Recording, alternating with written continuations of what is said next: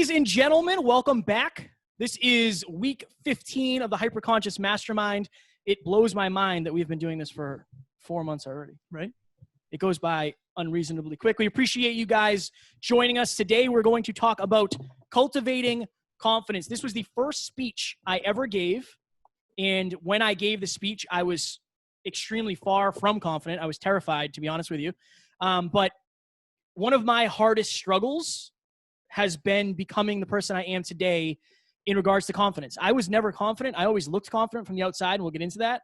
But my goal here today is to help you guys figure out what's holding you back from confidence, to help you guys understand what confidence actually is, because I think a lot of people misconstrue it.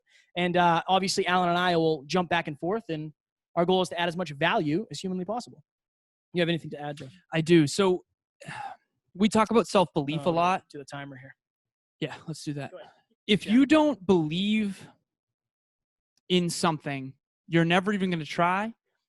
And what's interesting about confidence is that the only way to build confidence is to start, but you'll never start if you're not confident. So we get stuck in this catch-22 of I'm not confident enough to believe that I can do this thing. Therefore, I'm never even going to try and then prove that I'm not confident. So we all get stuck in this loop. I know for me, relationships was a big one. I felt very unconfident after my last relationship ended. And that was before I met Emilia. And I was not confident in my own ability to create and sustain an incredible relationship. I knew that I'd be successful, but I didn't know if I'd be successfully married. And I had trouble believing in that. But what's interesting is until I believe that that's a possibility, I'm not going to take the necessary actions to actually make it a possibility. So we get stuck in this loop without even knowing it. And it was actually Kevin who raised my awareness and said, you could kind of tell in my tonality that I wasn't confident in that arena because I had just had a massive failure. So when failure comes in, we get hurt and we lose confidence and we don't necessarily recultivate it. So that's what today is going to be about. It's a practice. You have to practice this. And failure will come in. Like we're going to talk about that too in our cultural view of failure, the team culture, Alan, and my own, our view as well. You ready to hammer? Let's rock and roll. All right. So before we start, I know you guys have probably listened to me blabber on the podcast probably for a fair amount of time, but I don't know that I think in one episode I went like fully deep into who I actually am and my story. I tell it a lot on other shows, but I don't know that I've ever really told it on our show other than the episode that Alan interviewed me. So my goal in life through this whole journey is to be the person that I needed when I was at my lowest point. I was hopeless. I felt helpless.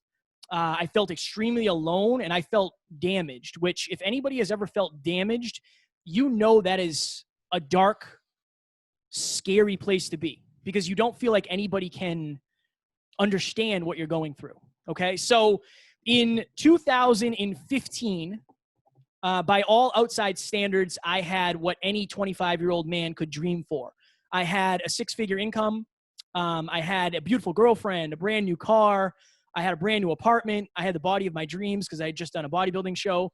But inside, I was miserable. And I think this is where a lot of people live, unfortunately. And this is why, this is one of my passions and my missions to help as many people as I can. So at the time, everything seemed rosy. But at the end of 2015, my girlfriend left me because I was depressed. I was anxious. I was a shell of myself. I was not the person that I promised her I would be. I wasn't terrible by any stretch of the imagination, but I wasn't the man that I told her I would be for her. So when she left, for the first time in my life, I had to look in the proverbial mirror and admit to myself a couple of things. Number one, you're not as confident as most people think you are. Alan thought I was super confident. I was not. The second thing I had to admit was you are super insecure, like about everything. And what I realized was I put so much of my well-being, so much of my own happiness into external validation. So the car, right? My girlfriend, my body. I put so much of my well-being into that I never had to face the fact that I was insecure. I never had to face the fact that I lacked confidence. Now, this is why Alan and I always say your adversity is your advantage if you can face it, right? I could have gone on living the rest of my life thinking I was confident, thinking I was super secure. But in looking back, this is one of the best things that's ever happened to me. My girlfriend at the time left me, and that gave me enough pain to look in the mirror. So A couple of weeks after she left, I took my initial dive into personal development, and I started doing positive affirmations, which I always recommend to my clients every night before bed. So every night before bed, I would say a couple things. I am handsome. I am talented. I am worthy. He's smiling about over there. And this year, I'm going to make the most money I have ever made in my entire life. Unfortunately, I leaned on the last one. I am going to make the most money I've ever made in my entire life. So 2016 starts off, and it is crazy busy. So at the time, I was a foreman for a construction company. We traveled up and down the East Coast of the United States, making state and government buildings more energy efficient. It was a great job at the time. So the year started off crazy. I was traveling all over the place. I was in Connecticut. I was in Virginia. I was in New Jersey, New York, Pennsylvania. I was everywhere. I was all over the place. But it was awesome for me because I was making a lot of money. And what did I say before I went to bed? I'm going to make the most money I've ever made in my entire life. And I am going to do whatever it takes for that to happen. So we get towards the end of the year. And when we got to the end of the year, out of the 12 months, I was on the road for 10. Hotel to hotel. And I'm not staying at the Ritz here. I'm staying at like Red Roof Inn, La Quinta Inn, like cockroaches crawling under the floor type stuff. Not ideal by any stretch of the imagination. But I remember sitting at my kitchen table. Now, I'll never forget this. I remember sitting there, and I had my last pay stub of the year in my hand. And I said, okay, at 26 years old with no college degree, did I break six figures? Did I do what I said I wanted to do? And I opened that pay stub, and I did. I made over $100,000 that year. The problem is, I remember like it was yesterday. Nothing changed. I was still insecure. I still wasn't confident.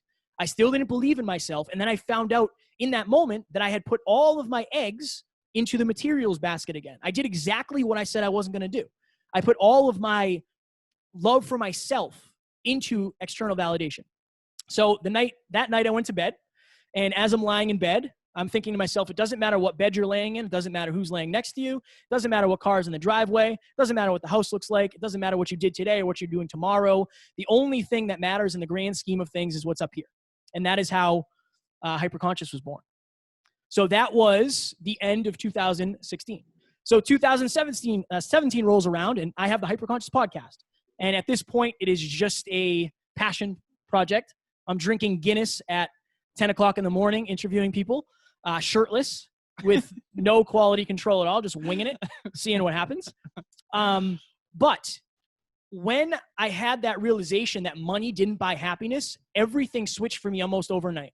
I didn't care about the $100 an hour anymore. I cared about podcasting. I cared about helping people.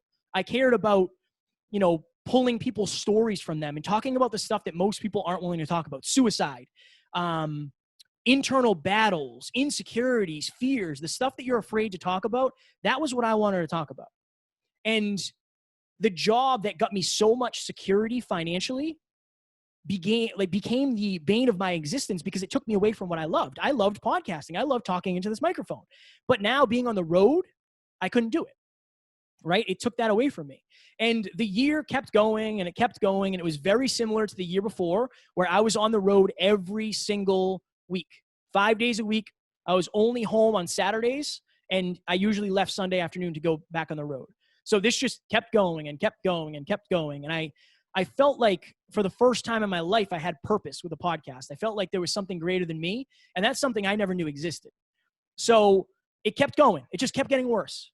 I had to be in New Jersey at 7 o'clock in the morning. I would literally sleep in my bed in Worcester, Massachusetts, which is like a 4.5-hour ride. I would sleep from 10 p.m. till 2 a.m.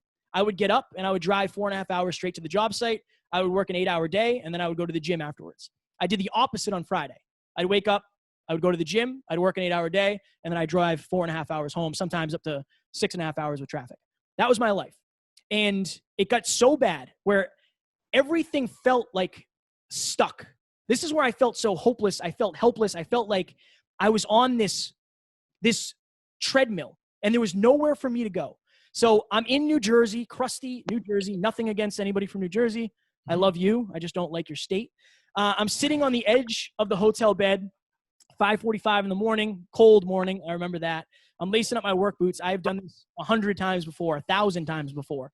And the best way I can explain it to you guys is it's like there's 10 televisions on, and every single one of those TVs is on a different station. And you can make out some words, but you don't really know what's going on. One of them saying you're stuck here forever. One of them saying you're never going to be good enough. One of them saying, how could you ever leave 6 figures on the table? One of them is saying, imagine what your parents will think. One of them is saying, imagine what your friends will think. And the one that's loudest for me, and this is why we're talking about confidence, do you really think you could ever be a successful podcaster? Like, let that sink in for a minute. Now we're 400 episodes later. And in that moment, I genuinely felt like the best thing for me would be to take my life. Because if I took my life, I took my problems with me. And luckily, I texted Alan on the old Snapchat machine. And I told him what was going on. And he talked me off the ledge, so to speak. And 3 or 4 months later, I left that job.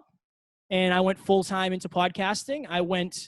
Now I'm into speaking, into coaching, into consulting, into a lot of things.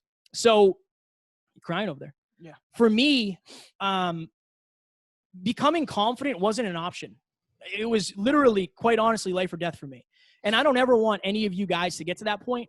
And that wasn't the first time I was suicidal either. That was actually probably the third. But that all changed for me when I found something greater than myself. If you want to be more than you are, find something greater than you. And that is, if you take nothing away from this whole presentation, hopefully you can take that away. So that's my story in a nutshell. So what is confidence?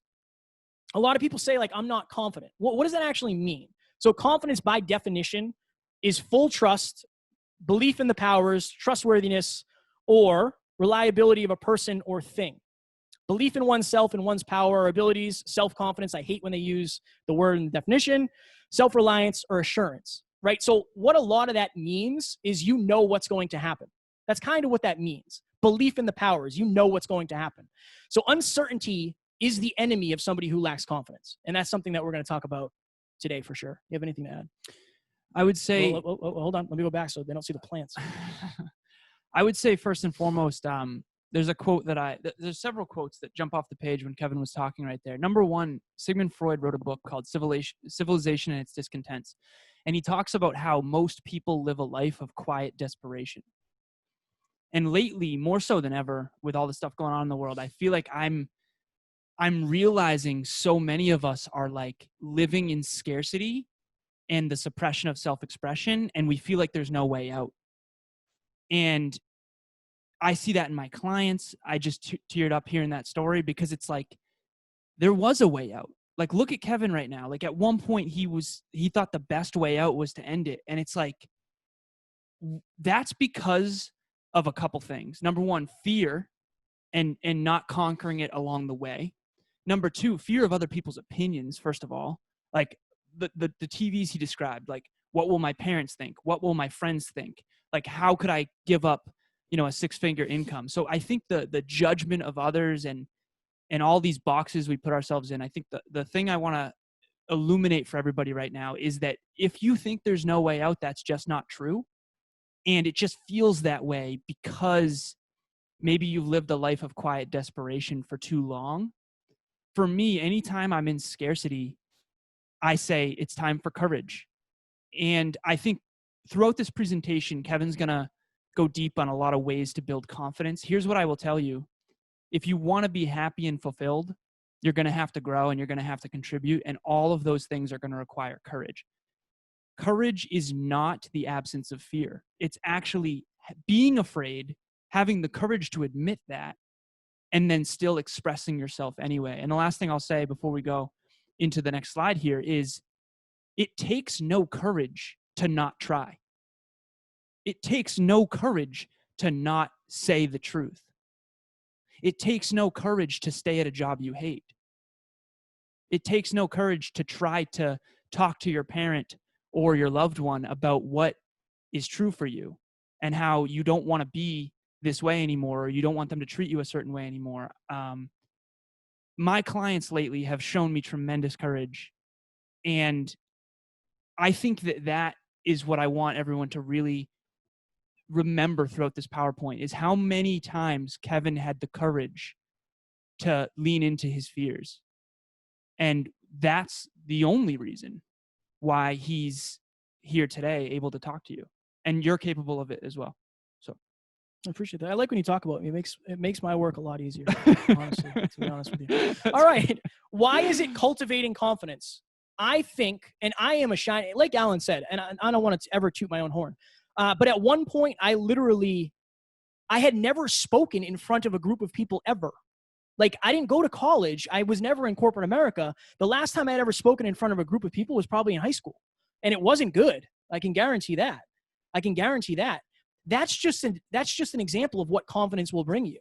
So even if right now, if I was to say, where are you on a scale of 1 to 10 in confidence, and you say a 0, you can cultivate confidence. Your journey is just a little bit different. Maybe it takes a little bit longer. Maybe you have different detours, right? Maybe we approach it from a different way. But it is possible. Just like it is possible to do anything else. With consistency, you can cultivate confidence. I promise you that. That is one thing that Alan and I are good at, is consistency. And that's one of the reasons we have some of the results we have. So cultivating confidence. Little plant, big plant. Just remember that. All right. Little plant, big plant. Okay, so this is the Drive to 5. If you guys have listened to us, you have heard us talk about this a million times. But this is one of the most powerful fundamentals Alan and I have, because this is Alan and I on a diagram, basically. So you have 0. These are the people that lack confidence. Like, they have almost no confidence. The people on the other side, the opposite, they're 10s. These are people who are arrogant, right? It's not their own fault. It doesn't make them bad people. They're arrogant. Okay. And in the middle is somebody who is balanced. If you resonate with this presentation, maybe you have a child who would resonate with this presentation because they're lower on the Drive to 5. If you're a 0, you lack confidence. Okay. You're probably afraid to ask for help because you're embarrassed and you don't want the feedback. That's another thing. You might be afraid to start because you automatically assume you're going to fail because the level of your confidence tells you would. Kevin, how could you ever be a successful podcaster? You suck. You could never be a podcaster. You don't even know how to speak. You don't know how to podcast, right? Okay. False. Pessimistic. Very much in alignment with that, right? Negative. You don't believe anything's going to go your way. You need action to gain confidence. Now, Alan said this early on. This is the catch-22. If you're not confident, you need action to gain confidence. Now, think of that for a second. How would you ever become more confident if you didn't take action in the first place? That is something that we're going to talk about throughout this entire presentation, but I want you guys to remember that. Action is the cure-all, as long as you can handle the feedback. Do you want to talk about the other side? Yeah. Even though you can't see it. Nah, that's okay. Wing it. Yeah, I know that end of Drive to 5 very well, more well than I'd like to admit. So the first thing I'll say here too is the pain avoidance tendency. So the Drive to 5, we believe, is a law because we're all on one of two extremes, and I think both are a biological defense mechanism. So what do I mean by that? If you think that you don't avoid pain, I want you to drive somewhere in a cold day. I remember my window broke once driving home from, I think it was your place. And I just kept doing this. And my window was broken. It was freezing. And I just kept avoiding it. And I was like, I wonder where else I'm doing that subconsciously. And I'm like, you know what, Alan, just sit in the cold. Like, you're fine. Like, you sit in the cold. I kept doing it. So we avoid pain constantly. Human beings avoid pain, period. End of story. It is what it is. So if you're not confident in a given arena, you are afraid of pain. You're afraid to have that tough conversation with a loved one. You're afraid to go on stage and fail. You're afraid of judgment. You're afraid to get embarrassed. We were just embarrassed at the very beginning of this. For sure. Everything was Jeff. Yeah, and it was painful. That's okay. So you have to the only way to stop avoiding pain is to choose in advance to change your relationship with it. Okay, so my end of Drive to 5, the 10 Your side. old end. My old end. How Yeah, dare exactly. you. I appreciate that. So again, on Kevin's end, they lack self-confidence. They lack self-belief. On my end, overly confident. An inflated view of self. So just think of an inflated view of self. The best way I can describe Drive to 5 is very simple. The people that are 10s don't believe they need a mentor. People that are 0s don't believe they deserve one, or maybe they're too afraid to get one. Okay? Neither one is true, in my opinion. And anytime I've ever found myself arrogant, it was when I had an inflated view of self. And I tell the story about fitness shows, for example, where Kevin tried to tell me I wasn't lean enough. Nate tried to tell me I wasn't lean enough. Matt Ryan tried to tell me I wasn't lean enough. Now, maybe you don't want to do a fitness show, but this is just an example. I was delusional. I thought I would win with the current level of competence. So on the 10 end, it's where your confidence exceeds your competence. In other words, you think you deserve to win by default. On the 0, you don't believe you deserve to win, period, no matter how hard you work. Both are not true. The 5 is truth, and we want you to live in the truth. Kevin and I are very, very fortunate at this point to interview a lot of people, to coach a lot of people, to be mentored by a lot of people, and mastermind with a lot of people. It is so obvious to me nowadays who has an inflated view of self and who lacks confidence. And by the way, that switches based on the arena. And the only way to improve is to know that you can do it while simultaneously understanding that you're going to have to put in the work and that you don't just show up by default. Fire. Ah, who's this? I'm going to save that for the end. If you see what he did there. So number 1, I think this is one of the most important things. This has changed the game for me. I would say this has changed the game for Amy, probably Tiff as well, because they work closely with us. If you want to, so get around confident people. Number 1, if you want to be better at football, who do you spend time around? You spend time around people who are better than you at football, right? So when we wanted to get around people who are better than us at podcasting, what did we do? We said, you know what? First of all, it starts with a thought. We need a podcast mentor. We need somebody who is leagues ahead of us. A couple of weeks later, we interview Mark Metry. A couple of weeks after that, we're in the gym with him. Now he's one of our really good friends. And we went to see Dave Meltzer speak. And then found out how we could be coached by Dave Meltzer. But so Alan is skipping. Alan wants to skip the entire second one, and we're just going to jump down to the third one. Find mentors. So we are so unbelievably blessed to have David Meltzer as a mentor of ours. Why? Because we decided in advance that we had to get around people that are way better than us. Now, that is nothing against us. I love myself as a person. I think I'm very good at a lot of things. David Meltzer's walking pace, his day-to-day life is my dream. I want to be around people like that. Anthony Trucks, Evan Carmichael, right? Those are the type of people that we're trying to spend time with and learn from. And that has helped us so much. So much. Do you want to add something now? I wouldn't mind. Yeah, okay. If you don't mind. I think I'm obsessed with the idea of mentors. Here's what I'll say. Get around people you genuinely admire. Even if you didn't know them, you would admire them. Now, the closer you get to someone, the more you learn about their truth, their actual character. If you ever really want to know someone, work with them. My goodness. We've been wrong and right many times. Yep. But the more you get to know somebody, I tell Emilia this. I say, sweetheart, even if I didn't know you, you would inspire the hell out of me. Like, that is powerful. Find people that are like that, who you admire, and they will rub off on you just naturally. I'm going to need you to keep it short-winded. Okay. We're already halfway in.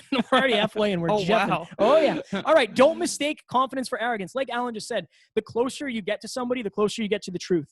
Okay? If somebody comes off as arrogant, you're either super insecure or they are confident beyond their level of competence. Keep an eye out for that, because being around somebody who is arrogant is not going to help you become more confident. You're actually going to have an unconscious bias to not being that way, because it's going to rub you the wrong way.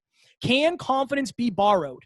I would say yes, because I have borrowed confidence from Alan since the beginning of this in so many ways. And we're going to go through some of those. But when we started this, Alan put wind in my sails. He kept me going when I was down, when I didn't know what the hell I was doing, which was often. Alan was there to support me. I borrowed Alan's confidence to get to the point where I finally, this is recent, like within the last year, realized that I can be successful on my own. I'm actually going to be successful. I never thought that was a thing. I borrowed Alan's confidence until I got to the point I am today, or to where I am today. Nice if I could talk. And this one is one of my favorite videos of all time. Yeah, right over there. Yeah. Be the most confident person in a situation. So this next video I'm going to show you, it's probably going to look like I was unreasonably confident. That's not the case. That's all I'll say. And here we go. Is the sound going to work? I hope so. Yep. Oh, they're not going to be able to hear it. You guys can't hear that, can you? You can hear it? Nice. Look at Amy.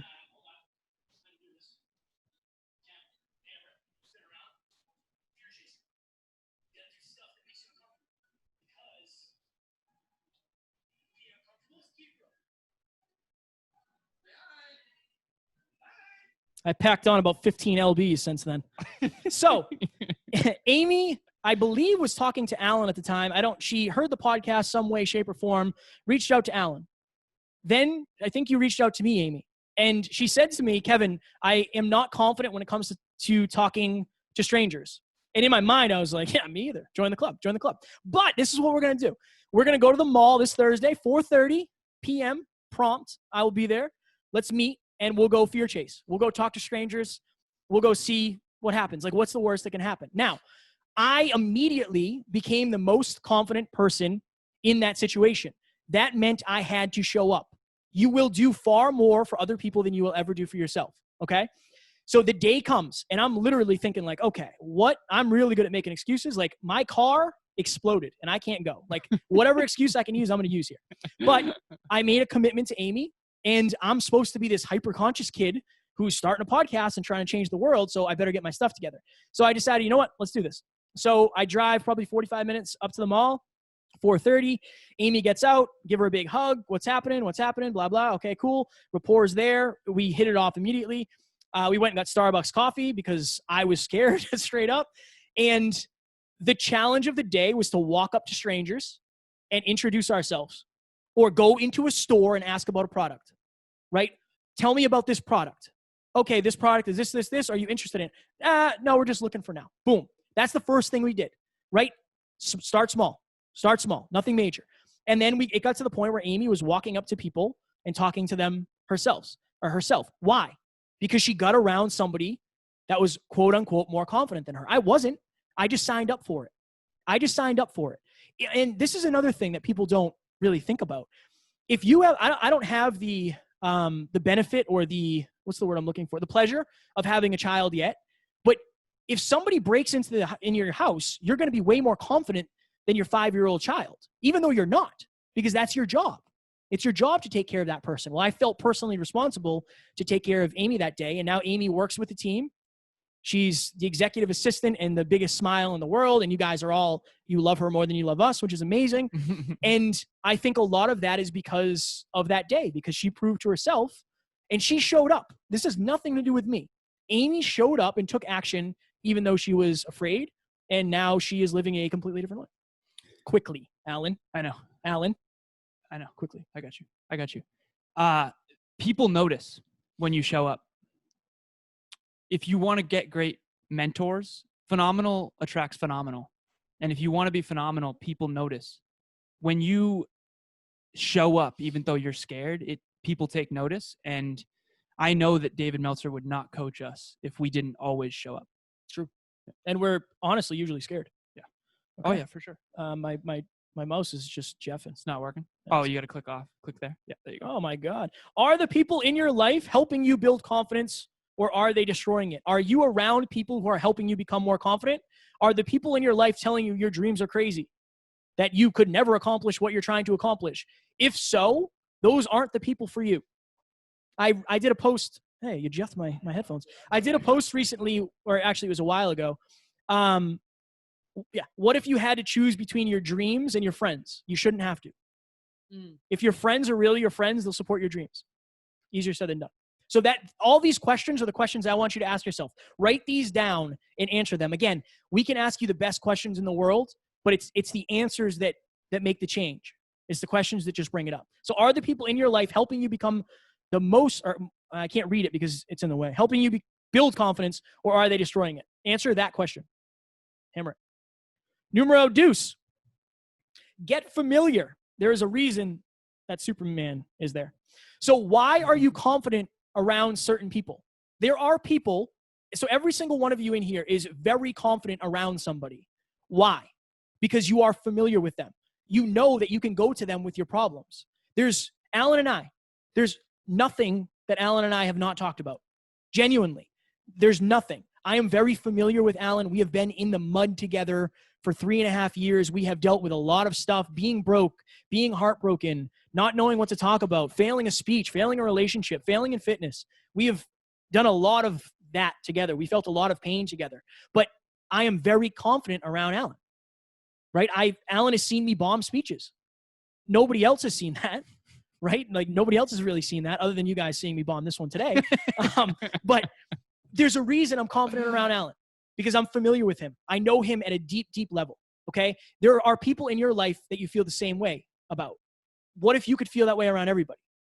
And that's the goal, to get there eventually. Confidence comes with competence. If you've never done something, you probably are not going to be super confident doing it. That's okay. That's normal. That's normal. Because if you assume you're going to be amazing at everything, I would say that's probably just a little bit of arrogance. Oh yeah, for sure. And with practice comes progress. I like that. I do. You have anything to add to that? Strong work. No, Yeah. you're good. Okay. You're killing it. Yeah, I appreciate that. Okay. So the reason that Superman is up here is, this is something I said to Alan one time. I feel like Superman in the gym. I feel like Clark Kent in real life. Why? I have spent thousands of hours in the gym. The gym is my place. I'm probably cocky in the gym. Honestly, I'm humble, but I am very confident because I have spent so long there. I'm usually one of the stronger people around. I like the way I look. Like for me, being in the gym is a place of confidence. But why? I am the most familiar with it. I have been there so often. Where are you guys confident? Think about that for a second. Like, where are you actually confident? Because there are places that you are. And this one here, this is hyperconscious. This is hyperconscious written all over it. Get familiar with your fears and your insecurities. So as you guys know, I've spoken about this before. One of my biggest insecurities was being short. Okay? Now, sometimes getting familiar is the easy way out. So back in the day when I was single and miserable, I was on a lot of online dating sites because that's the way to do it nowadays, evidently. And if I met a girl, I would literally tell her how tall I was before I met her. I wanted her to be familiar with my insecurity. So if I met her in person, she wouldn't be disappointed and leave. Like, that's how insecure I was about that. And I still am insecure. Again, I hang out with giants, so it makes it difficult. But this is the thing. Your insecurities will run your life until you face them. They're always going to be there to some degree. If you're not facing them, you're giving them ultimate power. When you face them, you can control them a little bit more. At least admitting that they're there, it's better than hiding from them, because they will find you eventually. You got anything? I would say when you express your insecurities to someone who you trust, you will realize you'll become the master and not the slave. And I've seen this through coaching. I've seen this with Kevin. I've told Kevin things that I'm insecure about. Oh, I know some things. Right. You guys ever want dirt? I got it. Straight up. Straight up. Gangsta over here. So I've said my insecurities out loud on the podcast. Not only will that help you connect with people and then give them permission to share their insecurities with you and make them feel more comfortable with you, but also the power those insecurities have over you will dissipate, because on some level, we're all just afraid that if people knew, they wouldn't love us. And then we realize that's not true. Fire. All right, moving on. That's Alan eating a pen, probably during diet time, and that's me pretending I know what I'm talking about, just looking off into space there. So this is an online course we did in the Black Dungeon studio. It was dark. It was dark. It was dark. Times have changed. Oh, but we literally sat down and we wrote out fears, limiting beliefs, and results. And we actually recently did this. We did a very similar training with you guys about limiting beliefs. This was us going through them, right? And us getting clear on what is actually the problem. What is the core fear? What is the root fear? What is the cause of what we're dealing with? I'm not going to go too deep into that. Oh my Lord. Where are we going here? You're going the wrong way. Oh my God. It's happening again. There you go. In what situations are you the most confident and why? In what situations are you the least confident and why? Those are the questions I want you to ask yourself, because again, there is a place where you feel on top of the world. There is also a place where you feel like you cannot handle being. Getting clear on those is going to help you tremendously, because at the end of the day, you don't want to avoid them, right? And the place that you feel the most confident, I would say start pushing the boundaries a little bit more and get out of your comfort zone. Next. Look at this little girl. Meow. All right. Everybody sucks at first. This is one of my favorites. These all are. These all are good. These all Blast are from my the favorite. past right here. Yeah, it's interesting to go back. Yeah. Confidence comes through evidence, but lack of confidence does too. This is going to be another shout out to Amy. So Amy reached out to, and you and I were talking. We've been talking on and off since the trip to the mall. And Amy said, I want to go back to school. And there are certain people around me, including myself, that I don't necessarily feel like I can succeed going back to school. I don't feel like I'm that intelligent, which is definitely false. Amy is absolutely crushing it. But what I said to do was, I want you to sit down and write out a list. Put a line down the middle, left and right. On the left, I want you to write 10 reasons why you are smart enough to succeed in school. And on the other side, I want you to write 10 reasons why you're not. And I said, make sure you're paying attention to the correct side. Amy, what has happened since then?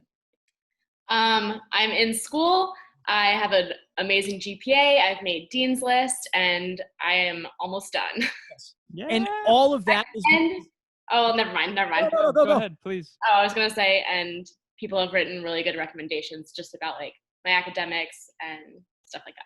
Proud of you. Unbelievable. And at the end of the day, that was already there. I didn't teach her anything. I don't know like the stuff she's going to school for. All I said was, you're paying attention to the wrong things. People are always, if people don't understand why you're doing what you're doing and they don't have the level of knowledge that you do, they might think you're crazy. They might say you're not smart enough. That's okay.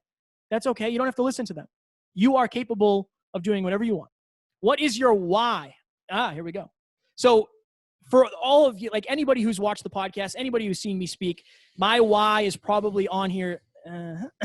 She's probably on here somewhere. My beautiful girlfriend. I promised her that I will not fail at this. And when I say I will die before I fail, I promise you I will. I have come close several times. Several times I have come close. And you guys have to find something that motivates you when you're not motivated. You have to find something that'll push you when you're scared. I am scared all the time. I was scared before this. When we're Jeffing at the beginning of this, it's not going well. It's like, oh, what are people going to think? Is this going to look bad? Are we not going to look professional? We make mistakes. It is what it is. It is what it is. But when you tell somebody you are going to succeed, when they support you every step of the way, you don't want to fail. Like my why is so great. It's so great. And I'm so blessed to have the love, but I'm also so blessed to have that why. And I will not fail. I promise you that. And that Taryn is a huge reason why. And I love you. What's the other one? I can't read it. The longer you do something, the more competent you will become. 150 podcast episodes it took me before I was competent or confident as a podcaster. 150. What if I stopped at 149? We wouldn't be here today. I wouldn't be a speaker. I wouldn't be a coach, right? You have to, real confidence is understanding that you have the ability to figure it out. You might not know right now. It might not be going great right now, but what if you hang in for a little bit longer? What if you keep showing up? So many things can happen. So many things can change. And fail forward. The culture of the Hyperconscious podcast is Jeff on forward. Okay? We created, I pulled up to the studio one day and I said, I'm here, but it auto-corrected to I am Jeff. And then we just started saying that. Now, every time we fail, we say, I Jeffed it. I'm Jeffing forward. I'm always Jeffing. It's literally a joke. It's literally a joke of like, oh, I Jeff that. Right? In our culture as a company, which is weird to say, it's all like fail forward. We literally did a competition. Whoever failed the most got a $100 gift card to Amazon. It was Amy. It was Amy. And which is Target. Sorry, should have been, yeah. Target. What am I talking about? But that's a huge thing for Amy, who might be afraid of failing. Like now you understand, guys, we were raised to think if you get an F on a test, you suck. That's not true. Maybe you didn't study the right way. Maybe you didn't study enough. What if your teacher said, hey, I understand you didn't do so well here. Here's the study guide. Why don't you go back and try to take this again? Maybe study a little bit longer. You would understand that failure is not final until you quit. The problem is a lot of people don't give you a chance to take a second try. Killing it. Appreciate that. What is something you do every day that seemed impossible at one point? Who remembers when they learned to drive? My mom stuck me behind the wheel. Yes. My mom stuck me behind the wheel of our 2001 Chevy Cavalier. And she said, all right, here we go. And I remember going down the road and I was thinking, this is unreasonable. Like my mom is a superhero because she can drive. The brake is like, I don't know how hard to push it. The wheel is super weird. I'm trying to take turns at 37 miles an hour. My mom's yelling at me. Now, do you think about driving? No, that's just how you get places. What is something that you do every single day that at one point seemed impossible? This podcast, this mastermind, this was a dream at one point. Oh, yeah. Right? It seemed impossible, and now we do it all the time. I want to say one thing real quick. Please. So think about this for a sec. If you didn't have the societal pressures to drive, would you? I failed my first driving test, and I thought it was the end of the world. I was 16 years old, and I remember crying on my basketball court, like thinking, because I told everybody I'd get my license, and I was all excited, and then I failed, and I was so afraid to be seen as a failure. And I pushed through that failure because of probably a fear of judgment. Because if you don't drive, you're weird. Yep. What if you took that same pressure and put it towards something you really do want to do? Here's the problem. You all drive, most likely, if you're above the age of 16, which I think everyone is. I bet you were probably scared shitless to drive, just like Kevin was, just like I was. I had to drive a Standard, too, a Jetta. If we didn't have the societal pressures of you're weird if you don't drive, would we have pushed through that? I'm not saying not to be afraid. I'm saying use your fear to fuel you. Look into the future and say, will I regret it if I don't try this podcast? Will I regret it if I don't ask this person out? I tell the story about how I unsent 3 DMs to Emilia because it said on Facebook she was in a relationship. I didn't see any guys and any photos. And I said, eventually, true or false, are you in a relationship? And since then, we've been inseparable. What if I didn't have the courage to actually finally not unsend that message? Fear is the green light, not the red light. Far. Kid's going off. Gotta do it. My favorite. I'm going to say that with every slide. Right. So what I'm going to show you next is the confidence conundrum. So this is how most people operate when it comes to fears in confidence. So at the beginning of anything, we have uncertainty of results. If you're doing something you've never done before, you don't know how it's going to turn out. That's fine. That's normal. But what that causes is a lack of action. Okay? I don't know if I can make it across this jump. I'm not going to try it. Like, I don't want to try it. I don't want to try it. That then gives me a lack of results. You can't. Since you didn't try, you don't believe you can, you didn't try, now you can't. In your mind, you're not capable of making it. That then proves to you that you don't ever have to try it. But what would happen? Oh God, I had that queued up and I jeffed it. What would happen if you inserted a little bit of belief or confidence? Okay, so a great example of this. Alan convinced me to go to a Brendan Burchard event. Siri's talking to me. Alan convinced me to go to a Brendan Burchard event in Arizona. I hate planes, number one. And I was also dealing with some very extreme panic attacks at the time, which I had never experienced in my life. Okay. I had the uncertainty of results. First of all, what is a networking event? Like, why are we going there? This is going to cost us how much money? Like, why are we going there? Alan inserted belief and confidence. He said, Kevin, this is something you'll regret if you don't go. I don't know how to tell you this. I don't know how to convince you, but I'm telling you, if you can just trust me. Siri, shush. Shush, Siri. If you can just trust me, I guarantee this will change your life. That pushed me over the edge. That pushed me far enough to take action. So I got on that plane and we flew down to Florida to see one of our mentors. And then we flew back to Boston for some reason. And then we flew to Arizona. That confidence, that belief that Alan instilled in me was enough for me to take action. I got actual results. I got feedback. I got feedback that I belong in the room with these personal development people. For once in my life, I actually feel like I belong. I feel like I'm actually being valued for what I feel like I should be valued for. That then proved to me that I do belong here, that I have a great story, that I have a great podcast, that my mission is worthy. And that keeps the cycle going. Next time, Alan didn't have to convince me, right? That literally happened a year later. We went to another Brendan Burchard event, San Diego, California. There was no convincing. It was just a matter of, all right, how do we do this? It's because of the belief that he instilled. And imagine if Alan did not instill that belief in me. His life would not be the same either. If I didn't go to that event, you guys would not be listening to me right now.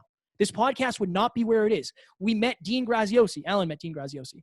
Anthony Trucks, Doc Gen Fit. We met people that we mastermind with. Mia's in the room. Mia's in the room. Alessandro, who took pictures. Right? Mia, who's at every single one of these in the book club. Like, we wouldn't know those people if we didn't go. Our lives, therefore, would be infinitely different. That's all because Alan was able to add belief. Hopefully you're all connecting the dots here, because think about it. Him suicidal on the bed in New Jersey, all the way to going to that Brendan Burchard event. He was uncertain every single time. Yes. He was uncertain about the mall with Amy. He was uncertain about not committing suicide. He was uncertain about getting Mark Metry as a mentor and a mastermind ally. He was uncertain about going to see David Meltzer. He was uncertain about whether or not he can podcast with me. He was uncertain about everything. The difference is that he had courage in those moments of uncertainty. I said a quote at the beginning of this, and then we'll move on because we only have 8 minutes here. Oh, yeah, but hammer. Tony Robbins says this, and it's always stuck with me, and you've probably heard me say it before, but it's powerful. The quality of your life will ultimately be determined by the amount of uncertainty you can handle in any given moment. If you want to speak on stage in front of 1,000 people, that's going to create a lot more uncertainty than if you are never willing to get on stage. How much uncertainty can you handle? It's like the gym.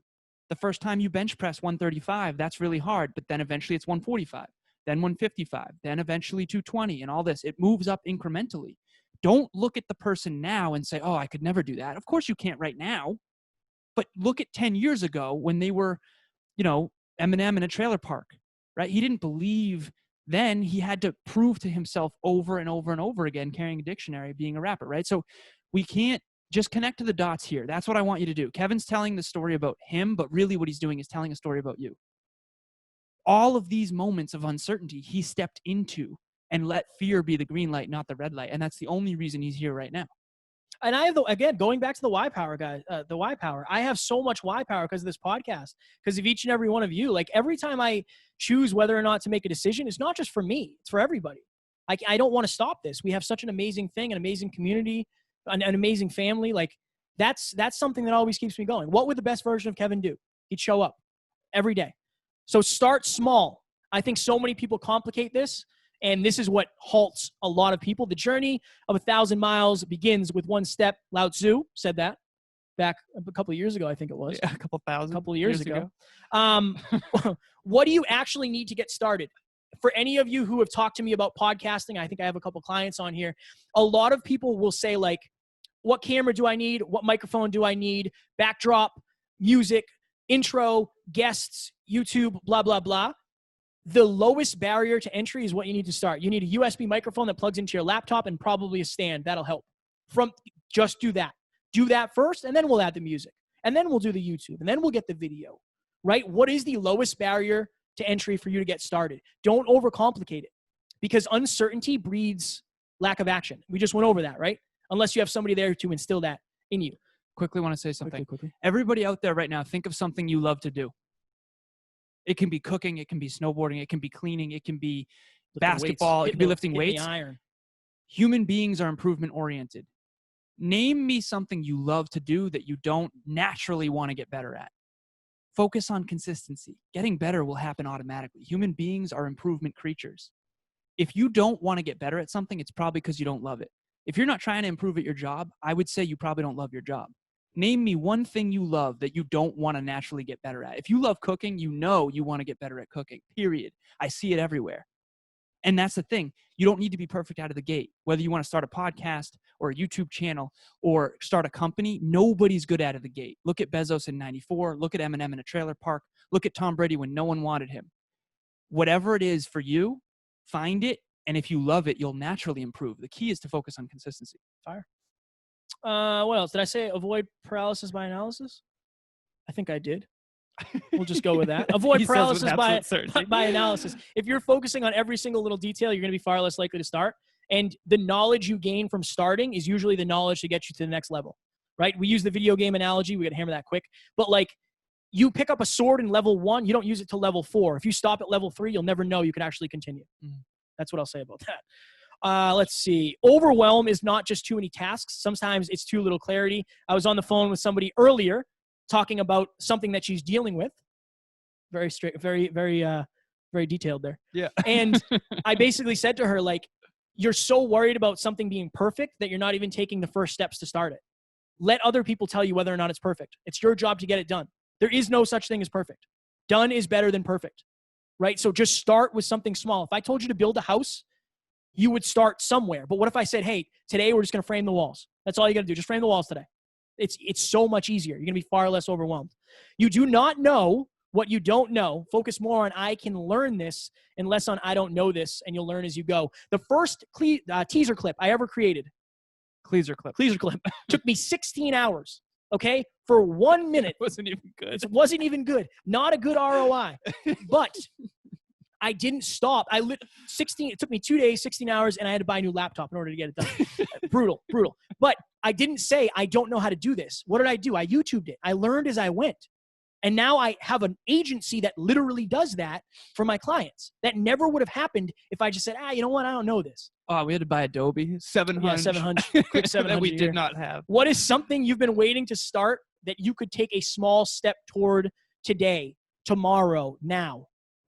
Anything, something minuscule. One step towards your goals is further than you are today. That's it. One step. You don't have to accomplish it overnight. 3 minutes. We're going to have to hammer this. Fear chase. This is my jam. Alan spoke so highly. I appreciate that. Guys, I'm always afraid. I was afraid before this. I was afraid before my first speech, my last speech. I'm afraid before some of my coaching calls. I'm afraid every time we get on the podcast. Dave Meltzer, I'm always afraid. But I have to keep going because that's what I signed up for. So if you did 25 things that scared you, and most of them went better than expected, how would you feel? How would you feel? You'd probably feel pretty damn good because the things that you think that are going to kill you aren't. That is just ingrained in you. It's ingrained in you to run away from uncertainty. When, again, like we spoke about earlier, the only way to gain confidence is to take action. Is to try to be confident when you're not. I don't want you to fake it so you make it. I'd rather you borrow confidence from somebody else, but you can get that if you try. I think your comfort zone is really your confidence zone. Think about people that say, you know what? That's just way out of my comfort zone. That just means you're not confident there yet. This is out of my comfort zone, but I feel confident here now. Podcasting, doing 5 episodes a week is way out of my comfort zone. Oh, yeah. But I feel confident there now, okay? I'm trying to think of other things. Go ahead. If you are on the low end of Drive to 5, it's almost always going to go better than you expect because you're naturally pessimistic. I'm the opposite. I'm overly optimistic. And I honestly think that's a good thing in the long run. But I get feedback a lot of like, oh, wow, that did not go as well as I thought. We all have a natural optimism bias or pessimism bias, okay? You either think everything's going to go great and you're going to jeff it forward, or you're going to think everything's not going to go well and then things are always going to go better than you think. If you go into a test and you always think you're going to fail, you're on Kevin's end. If you go into a test, my SATs, I literally thought I got an 800 in math. I was like, I got nothing wrong. No chance. I ended up with a 690. I got 110 points off. Like, you were obviously wrong, dude. Whichever end you're on, understand that you need to take action to either be humbled or more confident. Okay. All right, we got a minute. This is going to be a fire round. Yep. Fear can either be a boundary at which your growth ends or a catalyst from which new growth expands. Imagine this. All of us are in a field and there is a fence around that field. If you are not willing to face your fears, that is as far as your life goes. You do not see anything else other than what's inside of that field. The second you hop on the other side of that fence, that's where your dreams are. And you'll never know what's out there if you don't peek your head over that fence to start and then put one leg over. Even if you fall on your head on the other side of the fence, it's better than, just looking and seeing what it's like. What else we got here? It's not the result that matters. It's the act of facing the fear. I don't care if you get rejected by your date or by your dream partner. It's the fact that you went up to them and told them the way you felt. The result doesn't matter because you would never get the result if you didn't take the action, going back to the confidence conundrum. And again, leverage your why power. Guys, why do you want to be more confident? Is it for yourself? Is it for your partner? Is it for your son, your daughter? Who is it for? Because the most confident version of you is going to live a far better life than the person who is afraid all the time, that doesn't want to accomplish their goals, that is afraid of failure, that is afraid to stand up for what they believe in. It's a completely different life when you lean into it. What time we got? 6:59. 6:59. What is something that you are afraid of that you can commit to trying? Even if you need help, reach out to Alan or myself, right? I don't know that I can go to the mall with you because of COVID right now, but we can hop on the phone and we can talk about something you're afraid of and we can form a game plan for you to fear chase. What else do we have? Oh, okay. This will be the last thing I show. So this was after Brennan Burchard's event. We're at Steve Ryder's house, a mansion on the side of a mountain in Scottsdale, Arizona. And this is the way I felt.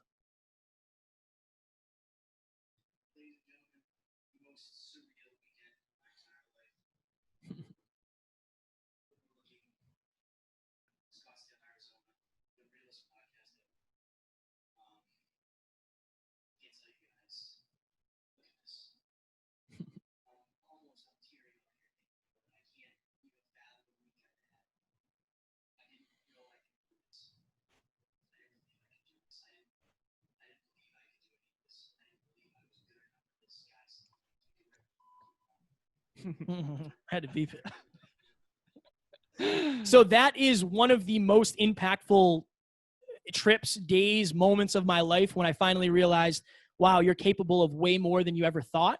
Alan is a huge part of that. This dream is probably the biggest part of that. What it's going to take of me to succeed at the level I want to succeed at is me recreating this version of me.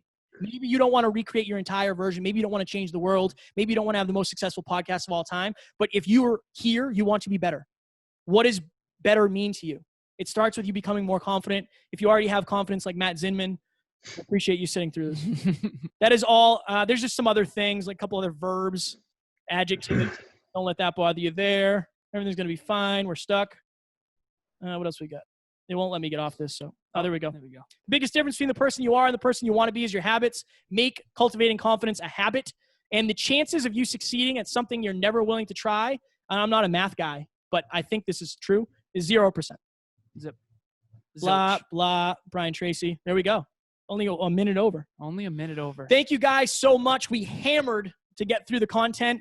I'm used to doing that by myself in 45 minutes, so adding Alan in, Jeff did a little bit, but it's okay. It's okay. Different perspective. Thank you all for coming. We really, really appreciate you guys. And hopefully this was valuable. That was a blast from the past. That was a blast from the past. That was awesome. We've come a long way. Please reach out to us anytime. I have to go to the bathroom. Same. Very, I've been holding very it in this badly. whole time. Thank you, Amy. Thank you, Tiff. Thank you, everyone, for attending. Please reach out anytime, any of the social media platforms, and we will talk to you guys soon. Love you.